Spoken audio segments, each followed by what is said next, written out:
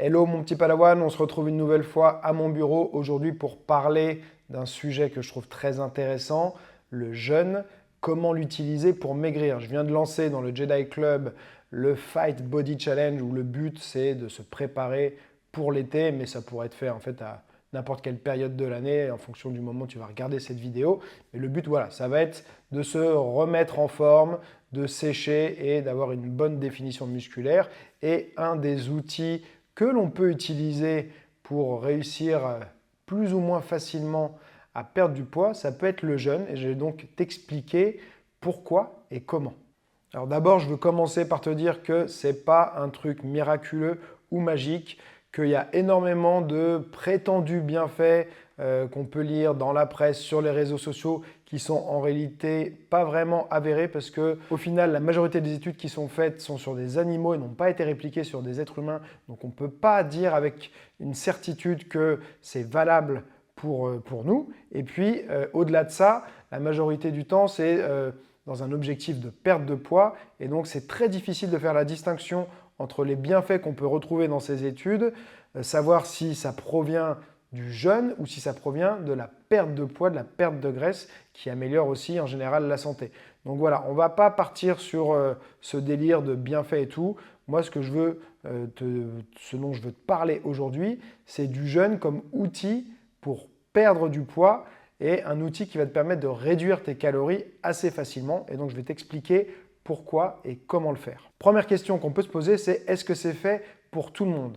Alors, s'il y a une chose que j'ai bien compris sur la nutrition, c'est qu'il n'y a rien qui est fait pour tout le monde. On a tous nos spécificités et celui qui va te dire que ça marche pour tout le monde, en général, c'est que derrière, il veut te vendre un truc, mais il ne te dit pas la vérité. Donc ça, vraiment, je ne vais pas te dire que le jeûne, c'est le truc qui va fonctionner à 100% pour toi, sinon ce serait un total mensonge. Maintenant, juste, on va voir très rapidement dans quel cas ne pas jeûner. Donc, un premier cas assez évident, mais si tu es une femme et que tu es enceinte, ce ne sera pas le moment du tout de jeûner. Et le deuxième cas, c'est si tu as une maladie ou une pathologie, il faut toujours prendre les conseils d'un professionnel de la santé parce que ça peut avoir des conséquences ou un impact qu'on ne peut pas anticiper en fonction de ta maladie ou de ta pathologie. Avant de te parler à proprement dit du jeûne, je voulais attaquer quelques idées fausses, quelques idées reçues autour de ce sujet. La première, c'est que sauter des repas va faire rentrer ton corps en mode famine. Donc là, il y a eu des études sérieuses qui ont été faites là-dessus et tant que les calories sont équivalentes, la fréquence des repas n'a aucun impact. Deuxième idée fausse, manger peu et souvent va booster ton métabolisme. Là aussi, on peut retrouver des études qui ont comparé 3 repas versus 6 repas et il n'y a eu aucune différence sur la perte de poids. Troisième, le petit déjeuner est le repas le plus important de la journée.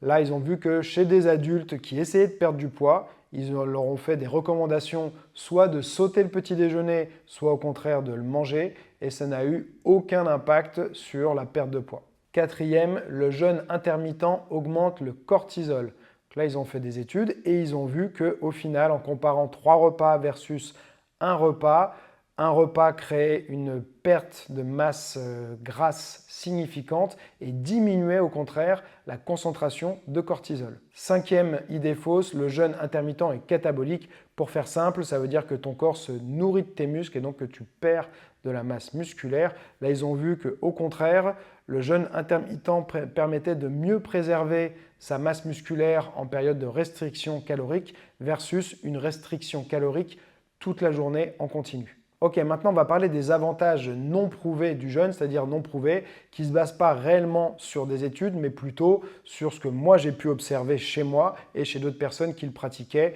et qu'on retrouve chez la plupart des personnes qui pratiquent le jeûne. Le premier gros avantage, c'est qu'on gagne du temps. Le matin, tu te lèves, tu n'as pas à préparer de petit déjeuner, tu n'as pas de temps non plus à passer pour le manger et donc ce temps gagné, tu peux le consacrer soit à dormir un peu plus, c'est toujours bon pour ton état général d'avoir un peu plus de sommeil ou carrément même à placer un entraînement. Perso, moi j'aime beaucoup m'entraîner le matin parce que déjà je trouve que ça me met dans une bonne dynamique pour la journée et surtout ça me permet d'assurer mon entraînement parce que plus tard dans la journée, notamment quand on a des enfants, ou un travail qui peut être assez prenant, tu peux avoir des imprévus, tu peux avoir des baisses de motivation.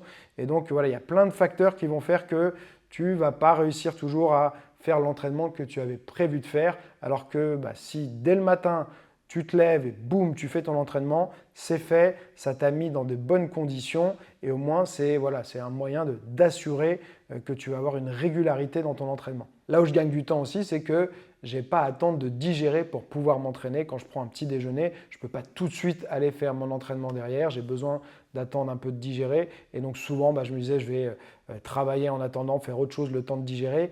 Et ça ne me met pas dans cette bonne dynamique dont je te parle. Et l'avantage aussi, c'est que pas de digestion, pas de coup de pompe. Même si ça peut être évité avec un petit déjeuner qui est bien adapté, je trouve ça vraiment hyper appréciable et agréable de sentir que ton organisme il est prêt à partir et qu'il n'est pas occupé, chargé par une digestion. Deuxième gros avantage, on assainit sa relation avec la nourriture. Pour beaucoup de personnes, dès qu'ils ont faim, c'est la panique à bord. Il faut absolument tout de suite manger. C'est intolérable d'avoir faim. Avec le jeûne, tu vas apprendre à mieux gérer ton appétit et à mieux tolérer la faim. C'est un peu comme dans les arts martiaux, les sports de combat. Les premières fois où tu reçois des coups, des impacts, ça te fait mal et tu vas avoir une réaction un peu panique où ton corps, en tout cas, il va réagir. Puis avec le temps, tu t'habitues et puis il y a un moment où tu t'y prêtes vraiment plus attention, ça devient quelque chose de normal. Et bien là, voilà, avoir faim, c'est pas quelque chose de grave, c'est pas une situation urgente. On peut apprendre à vivre avec et il y a des choses en plus dont je te parlerai plus tard dans la vidéo qui vont te permettre de vraiment diminuer cette sensation de faim.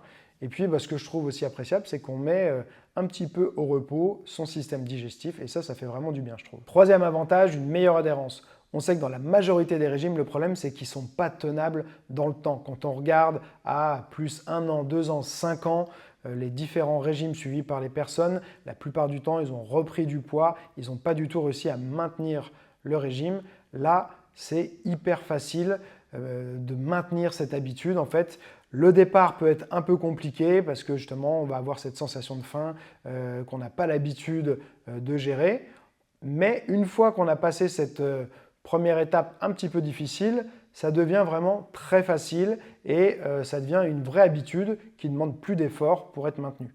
Quatrième gros avantage, c'est que c'est facile à mettre en place. La grande majorité des régimes, ça va te demander pas mal de préparation, ça va te demander souvent de manger des nouvelles choses que tu n'aimes pas forcément, d'abandonner pas mal de choses que tu aimes et socialement, ça peut être aussi compliqué en fonction justement des restrictions qu'on va t'imposer. Alors qu'avec le jeûne, en fait, c'est tout le contraire, tu retires des choses. Et donc retirer, c'est-à-dire faire moins de choses, c'est forcément plus simple. Tu vois, quand je te prends l'exemple de, par exemple, sauter le petit déjeuner, c'est ultra simple, tu vois, comme approche. Il n'y a pas à se préparer ou quoi que ce soit.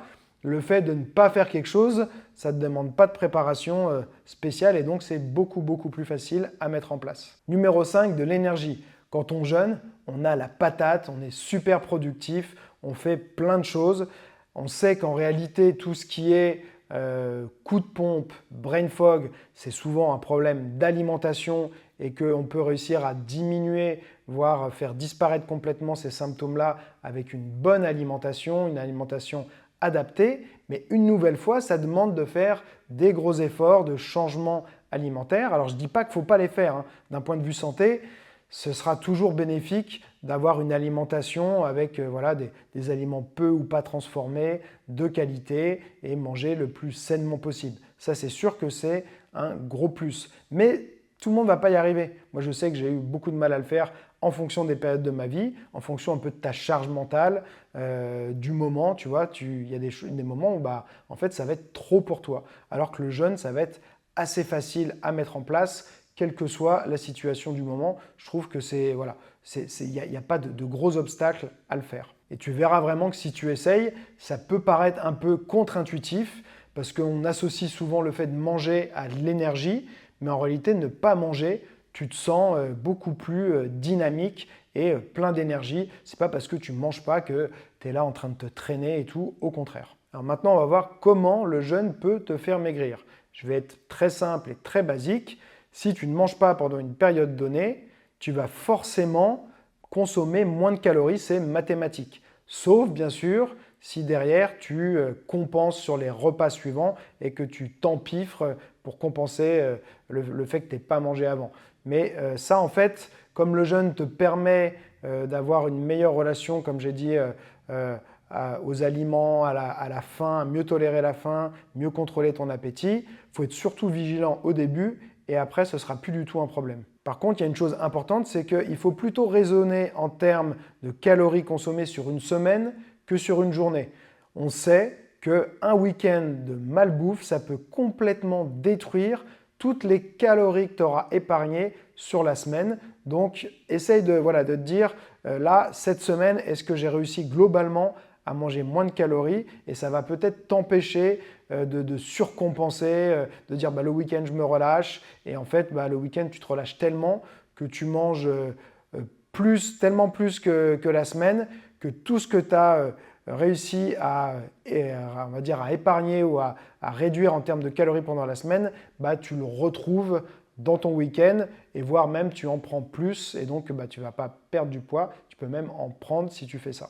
Et tu vas voir quand je vais te parler des différents protocoles de jeûne que tu peux utiliser, que ça va prendre tout son sens de raisonner en termes de semaines et non pas de journées. Allez, maintenant on va rentrer un peu plus dans le vif du sujet et je vais te parler des différents protocoles de jeûne que tu peux tester ou utiliser. Le premier, c'est 1 jour sur 2. Donc ça a été utilisé dans pas mal d'études pour faire maigrir les gens.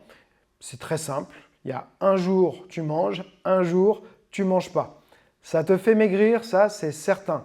Par contre, tu vas avoir beaucoup faim et socialement, c'est pas génial, donc c'est vraiment pas une approche que je te recommande de suivre. Deuxième méthode, le Eat, Stop, Eat. C'est avec ça que j'ai commencé, ça a été créé par Brad Pilon, qui est un auteur américain, et donc c'est assez basique aussi. Grosso modo, 1 fois par semaine, tu ne vas pas manger pendant 24 heures à 36 heures, pas plus. Okay. Moi, ce que j'ai fait au départ, quand j'ai commencé comme ça, c'est que j'ai fait le jeûne de 24 heures, et j'ai essayé de le faire à différents moments de la journée. Et sincèrement, en tout cas pour moi, le mieux, c'est du soir au soir. C'est-à-dire que je sais que moi, si je vais me coucher en ayant faim, j'ai du mal à m'endormir et je passe une mauvaise nuit. Donc là, ça me permettait de manger mon dernier repas le soir, par exemple à 20h, 21h, peu importe. Et ensuite, je vais me coucher le ventre plein, normalement. Le lendemain, pendant toute la journée, je ne mange pas. Et le soir, je peux à nouveau manger, donc aller me coucher avec le ventre plein. Et donc, moi, c'est par cette méthode de jeûne que j'ai commencé.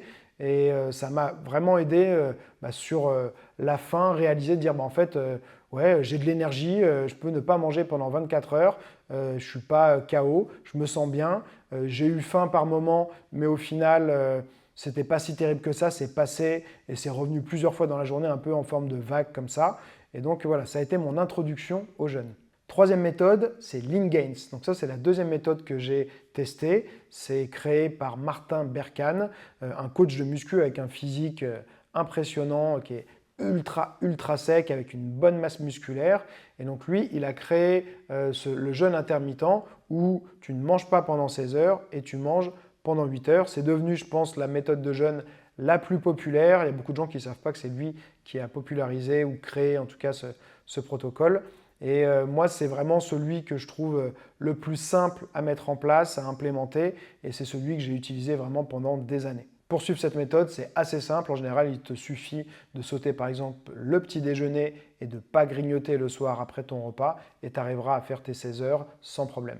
Quatrième méthode, c'est la Warrior Diet. Donc là, c'est plus ou moins la même chose que Lean Gains, sauf qu'il a poussé le truc un peu plus loin. Et cette fois, c'est 20 heures où tu ne manges pas et 4 heures où tu manges. Ça, moi, je trouve que c'est un peu moins pratique sur le plan social parce que tu ne vas pas pouvoir avoir 2 repas dans la journée, le midi et le soir, par exemple, où c'est des occasions de sociabiliser. Si tu es au travail, souvent, tu vas aller manger avec les collègues et tout. Et le soir, tu vas pouvoir manger en famille. Quand tu fais Warrior Diet, il y en a forcément un des deux que tu vas devoir sacrifier. Et le dernier dont je vais te parler, c'est OMAD. Donc là, c'est très simple aussi. OMAD, c'est pour One Meal a Day, donc un repas par jour. Je pense que ça ne demande pas plus d'explications. Tu manges une seule fois par jour.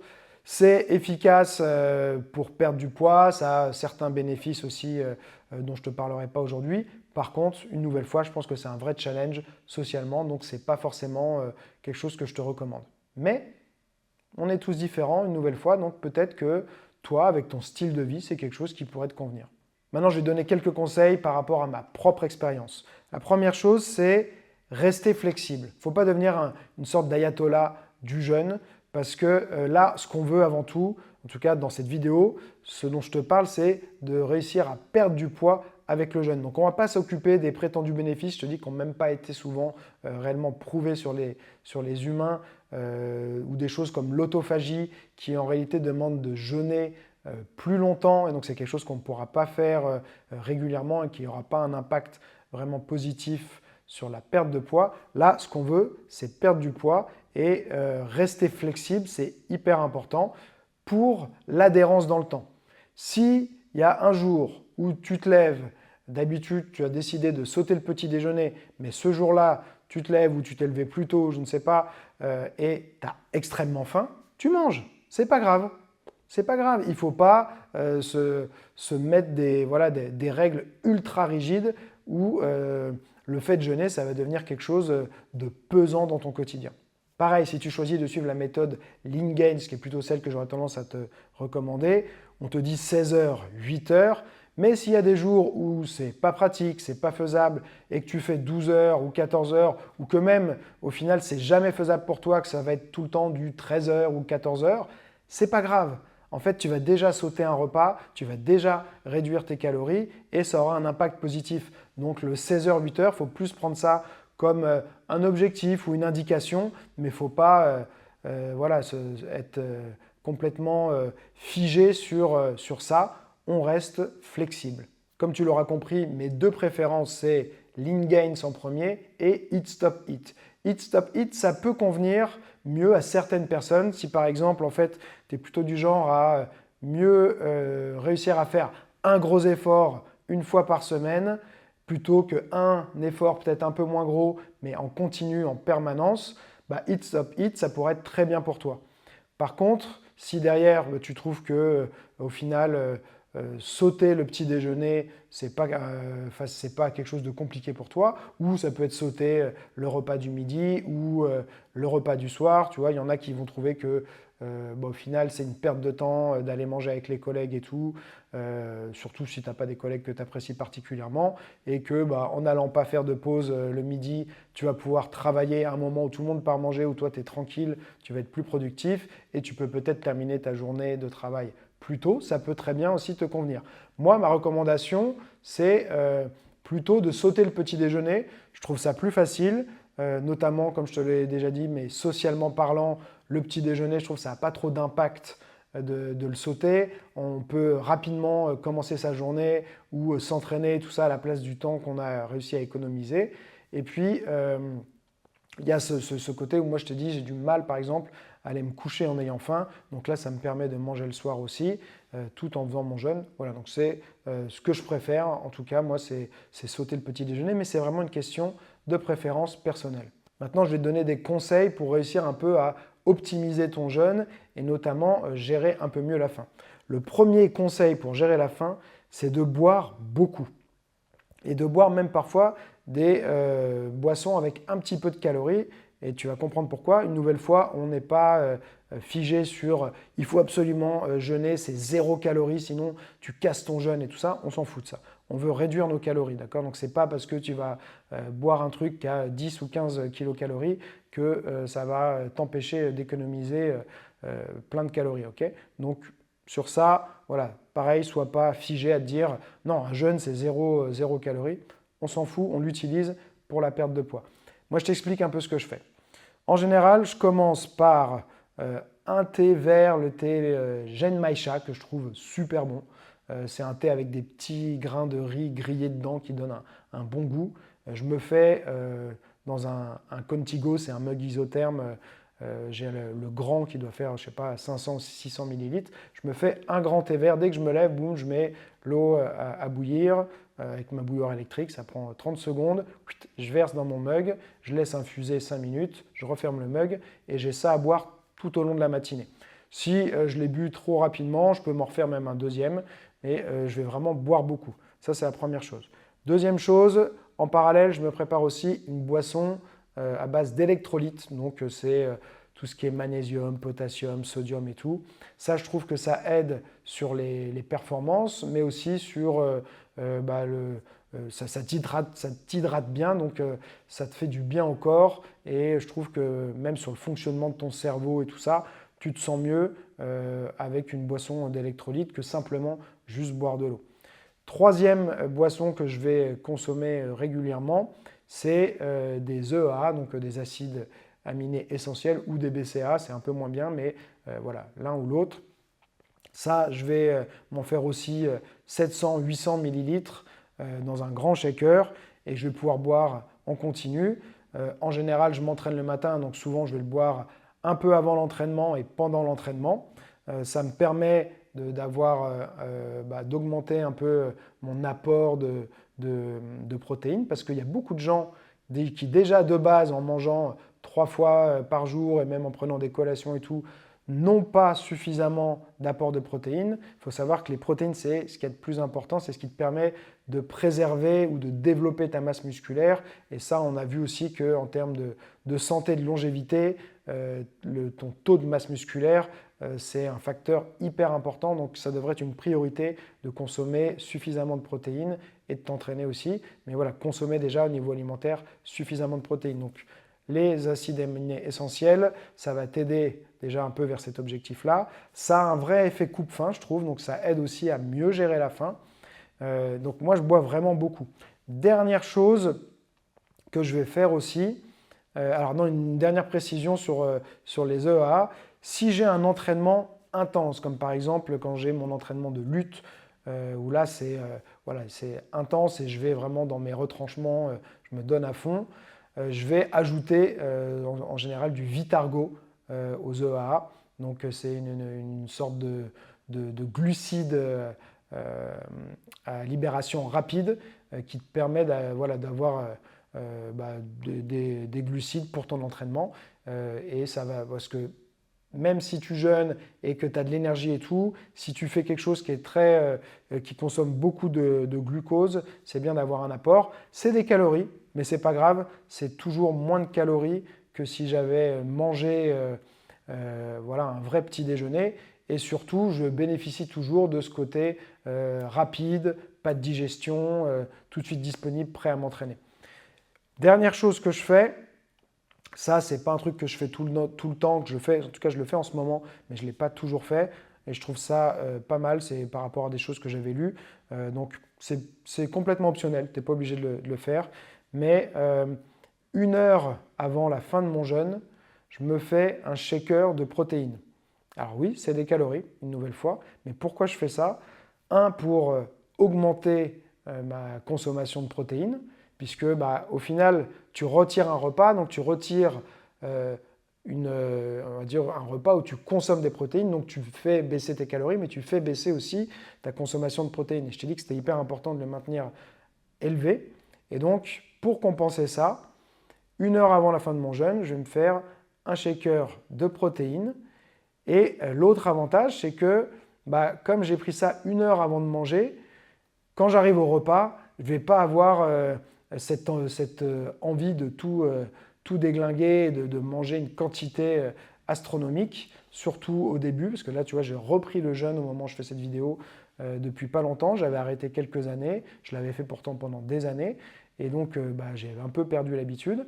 Et là, je sais que ça m'aide énormément à pas avoir envie de manger tout et n'importe quoi, de ne pas avoir une fringale au moment où je commence à manger. Parce que ça, c'est un truc qui peut arriver, c'est que tu ne manges pas, tu n'as pas faim. Donc tu dis, je vais manger, je n'ai pas une faim énorme, mais voilà, ça va me faire du bien de manger. Tu commences à manger et là, tu as une faim qui arrive de ouf et c'est dur, une sorte de pulsion de manger. Et c'est ça qui peut aussi créer, empêcher le déficit calorique. Donc ça, c'est surtout au début, le temps de s'habituer. En général, si tu es vigilant là-dessus, que tu arrives à te contrôler, ça passe après au bout d'1 ou 2 semaines.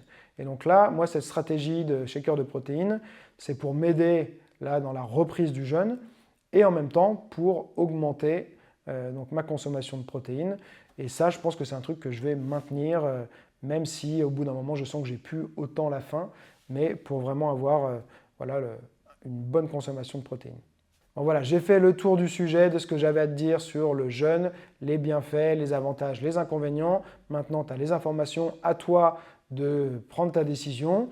Ce que je te recommande, c'est quand même de garder l'esprit ouvert, du coup, de le tester.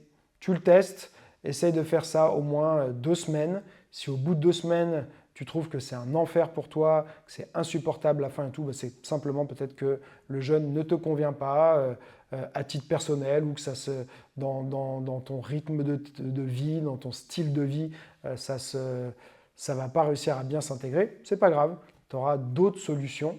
Moi, je trouve ça utile, mais tu vois, comme je te l'ai dit, j'avais arrêté ces dernières années alors que je trouvais ça bien. Donc il y a des périodes où on a envie de tester d'autres choses et tout. Et puis parfois, on teste autre chose et on se dit que finalement, c'était mieux comme on avait fait avant. Et on y revient. Voilà, il ne faut pas se buter sur un truc.